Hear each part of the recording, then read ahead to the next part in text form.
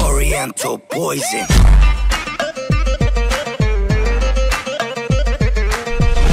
Salam alaikum à tous mes très chers abonnés, j'espère que vous allez bien, que tout va bien pour vous et que votre vie se porte bien. Aujourd'hui, on est là pour une vidéo et une histoire de dingue. Écoutez-la bien du début jusqu'à la fin, elle est très importante et surtout, comprenez-la bien, d'accord? Juste avant que cette petite vidéo commence, je compte sur vous pour liker la vidéo, vous abonner et la partager. Je compte vraiment sur vous. Ces trois choses-là, ça ne vous coûte rien, ça ne vous mange pas de pain. Et pour nous, ça nous aide vraiment toujours à nous développer et à avancer de l'avant. Je compte sur vous. Je sais que beaucoup regardent mes vidéos en ce moment et ils ne sont pas forcément abonnés.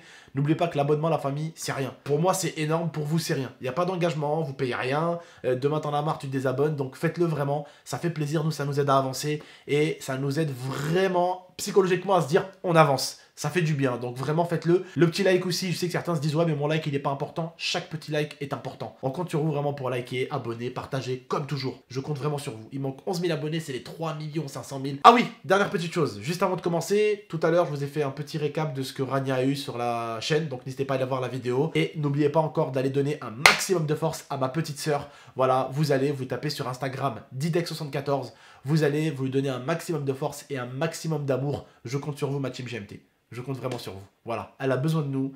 Soyons avec elle jusqu'au bout, jusqu'à ce qu'elle sorte de ce putain d'hôpital à la con, pour qu'elle puisse rekiffer sa life avec nous. D'accord? Je compte sur vous. On est là pour parler d'une histoire qu'il y a eu donc avec Zantar. Zantar qui voulait que j'en parle. Voilà, il m'a envoyé un message, il m'a dit j'aimerais bien que t'en parles et tout. Il en a parlé récemment sur sa chaîne. Qu'est-ce qui s'était passé? Vous vous rappelez quand vous avez parlé que Zantar il avait des problèmes avec la justice et tout ça.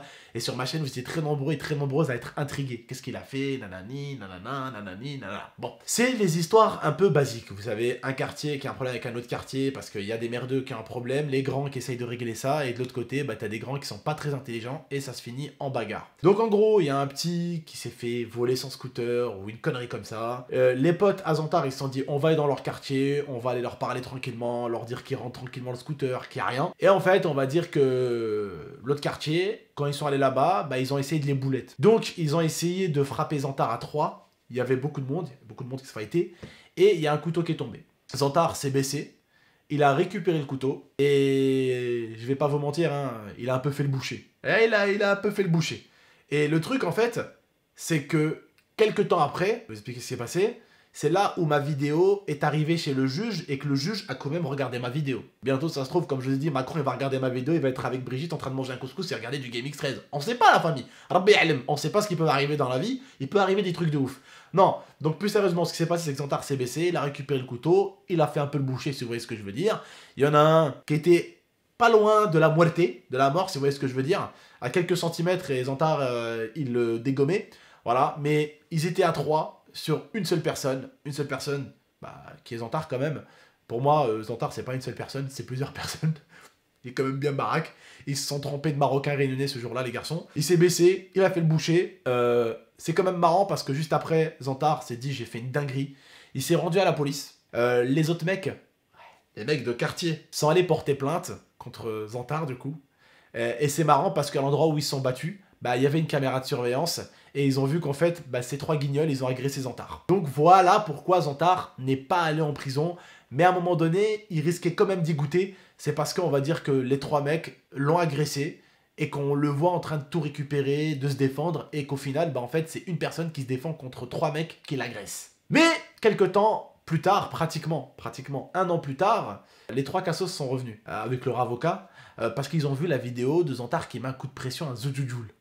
Et en fait, ces trois guignols, ils sont allés voir leur avocat en mode « Ouais, t'as vu, il a fait une vidéo avec son pote GameX13, il agresse un merdeux. » L'avocat, il a dit « Wouh, on a un scoop, on va aller voir le juge. » Alors, ils sont allés voir le juge en mode « Ah, mais regardez, ce monsieur-là, il est dangereux, il a rien à faire ici, il doit rentrer en prison, il a agressé un jeune. Hein. » Zantar, il regarde le juge, il lui dit « Ouais, bah, pas de souci, regardez la vidéo. Dites-moi c'est où que je le frappe. » Alors, j'ai mis un coup de pression à un merdeux qui a manqué de respect à mon pote qui est plus grand que lui. Je lui ai mis un coup de pression. Est-ce que vous voyez que je l'ai frappé? Bah non. Voilà. Mais c'est quand même marrant, parce que ce que j'en tire de cette histoire, c'est quand même des gens d'un quartier qui vont en infériorité numérique, hein, c'est-à-dire 3, 4, 5, pour être dans un autre quartier, dans un quartier où il y a peut-être 40 merdeux, tu vois, leur dire tranquillement, les gars, ça a volé le scooter, venez les gars, wesh, on est les mêmes, on vient du même secteur, On a la même misère, nos parents viennent du même bled, les cousins, on a tous les mêmes merdes. Venez, on se fait pas des crasses entre nous. Rends-lui son scooter, frérot, tranquillou, tu vois. Non! Les mecs vont essayer d'en arriver à de la violence. L'autre, il va se défendre, il va les enculer. Et au final, c'est quand même marrant, mais c'est les agresseurs qui vont porter plainte. Les agresseurs qui sont de base des jeunes de quartier en mode fuck la police, nous on porte pas plainte, nous on est des oufs, nous on est des gangsters, voilà quoi, tu vois ce que je veux dire ou pas? Mais c'est quand même triste de toujours en arriver là. Le truc le plus fou, bon, je dis ça parce que souvent, je vais pas vous mentir, alors aujourd'hui à Grenoble, on a plein de quartiers où t'as des rebeux, des Français, toute nationalité, toute couleur, toute origine, d'accord?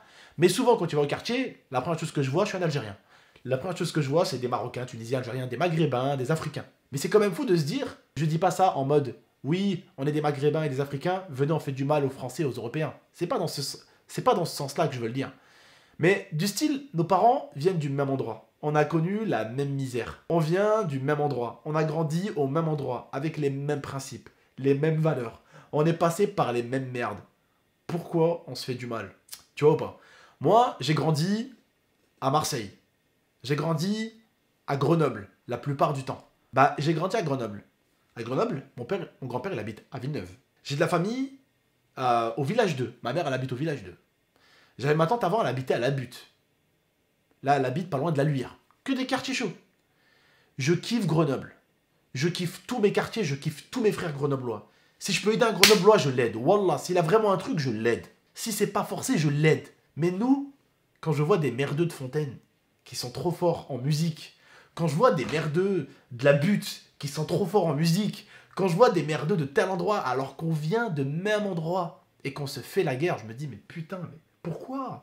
Putain, on est les mêmes, nos parents ils ont vécu la même chose, nos parents ça se trouve ils sont venus dans le même bateau. Et je te parle pas de psychologique, je te parle de réalité. Ils sont venus ensemble. Et là on est là, on se fait du mal. Et quand j'ai vu à Marseille ils ont fait bande organisée, je dis ça me fait plaisir.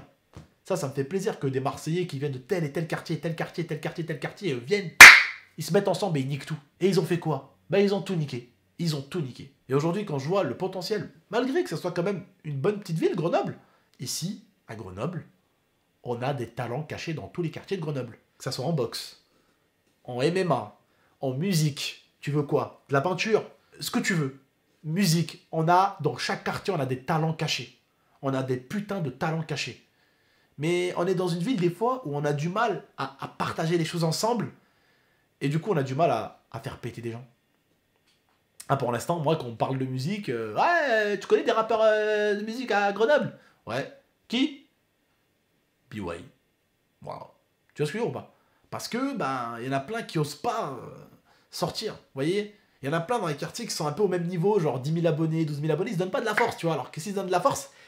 ils réunissent leurs abonnés et tu vois, ils montent ensemble, tu vois. On a encore du mal un petit peu dans certains endroits, dans certaines villes.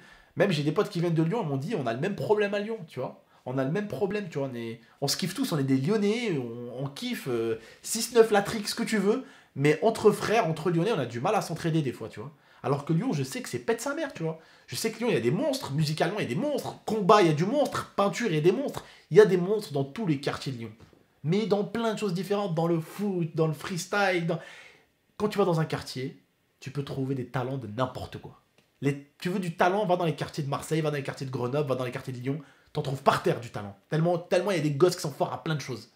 Mais des fois, on préfère s'enculer, se rentrer dedans, se faire du mal, et on se dit que c'est plus simple. Mais c'est pour ça que j'en arrive à l'histoire de Zantar, en mode, il va dans un autre quartier, au lieu de se dire, on va parler tranquille, on est des frères. Hachi, on va essayer de voir un peu ce qui se passe, on va essayer de calmer les merdeux. Voilà, c'est un merdeux qui a un problème avec un merdeux, bah rends-lui son scooter. Ah, je rends pas son scooter, il m'a fait ça. Bon, bah, rends-lui son scooter, mettez-vous sur la gueule vous deux, et puis voilà, merci, au revoir, basta. Hop, c'est terminé, tu vois, il n'y a pas besoin d'en arriver à une baston 8 contre 10 ou 8 contre 15, et c'est quoi cette histoire? Bref. Voilà la famille, j'ai tout dit, voilà, j'espère que vous avez kiffé la vidéo, et voilà, et c'était cool de voir une vidéo passer chez le juge, une vidéo de moi passer chez le juge, c'était cool. J'espère que le juge a mis un petit like, j'espère qu'il s'est abonné aussi. Bref, non, franchement moi depuis le temps quand même, j'ai de tout sur ma chaîne, je vous jure, j'ai des gendarmes, j'ai de la municipale, la dernière fois avec Rania, c'était un mec de la BAC quand on s'était fait arrêter à Fontaine. Eh ben, il y a la BAC qui sont arrivés, ils se sont dit, ah, ça va, vous allez bien les stars de TikTok? C'était super marrant. Bref, voilà. En tout cas, la famille, prenez soin de vous et d'Anifa. À très bientôt pour de prochaines vidéos. Ciao tout le monde.